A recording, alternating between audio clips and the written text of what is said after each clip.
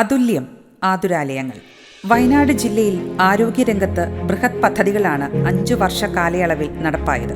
സംസ്ഥാന സർക്കാർ ആവിഷ്കരിച്ച പ്രത്യേക ആരോഗ്യ ദൗത്യം ആർദ്രം പദ്ധതിയിലൂടെ ജില്ലയിലെ 15 പ്രാഥമിക ആരോഗ്യ കേന്ദ്രങ്ങൾ കുടുംബാരോഗ്യ കേന്ദ്രങ്ങളായി ഉയർത്തി. ഗ്രാമീണ ആരോഗ്യ സംരക്ഷണത്തിന് എക്കാലത്തെയും വലിയ മുന്നേറ്റമാണ് ഇക്കാലയളവിലുണ്ടായത്. പൂതാടി, നൂൽപ്പുഴ കുടുംബാരോഗ്യ കേന്ദ്രങ്ങൾ ദേശീയ ഗുണനിലവാര പട്ടികയിൽ ഇടം തേടിയത് ജില്ലയുടെ അഭിമാനകരമായ നേട്ടമായി.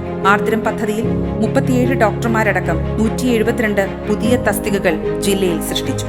സുൽത്താൻ ബത്തേരിയിൽ മണിപ്പാൽ വൈറോളജി ഇൻസ്റ്റിറ്റ്യൂട്ടിന്റെ സഹായത്തോടെ വൈറോളജി ലാബ്, ജില്ലാ ആശുപത്രിയിൽ 1.07 കോടി ചെലവിൽ പുതിയ OPD കെട്ടിട നിർമ്മാണം, 8.23 കോടി രൂപ ചെലവിൽ കാത്ത് ലാബ്, 40 ലക്ഷം രൂപ ചെലവിൽ നേത്രരോഗ വിഭാഗം, ഇവയെല്ലാം മുന്നേറ്റമായി.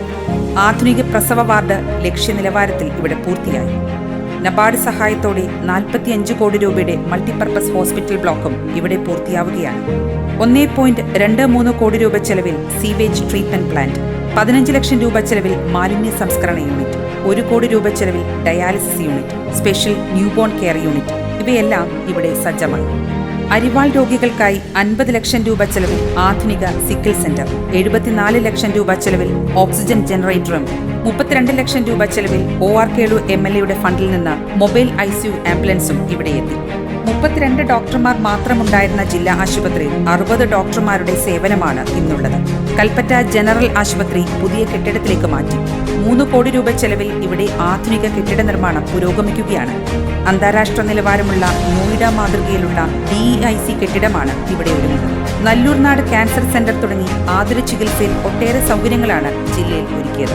കോവിഡ് എന്ന മഹാമാരിയോടും ജില്ലയ്ക്ക് കനത്ത പ്രതിരോധമുണ്ടാക്കാൻ കഴിഞ്ഞു. മെച്ചപ്പെട്ട ചികിത്സയും കോവിഡ് കെയർ സെന്ററുകളും വയനാടിന് ആശ്വാസകരമായി. ജില്ലാ ആശുപത്രിയെ കോവിഡ് പ്രത്യേക ആശുപത്രിയാക്കി മാറ്റി.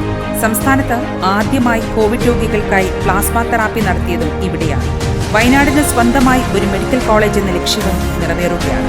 ഇതിന്റെ പ്രാരംഭ പ്രവർത്തനങ്ങൾക്ക് ജില്ലയിൽ തുടക്കമായി. ആതുര സേവനത്തിൽ കർമ്മനിരതയുടെ ഭാഗമായി 11 കനിവ് ആംബുലൻസുകൾ ജില്ലയിലെത്തി.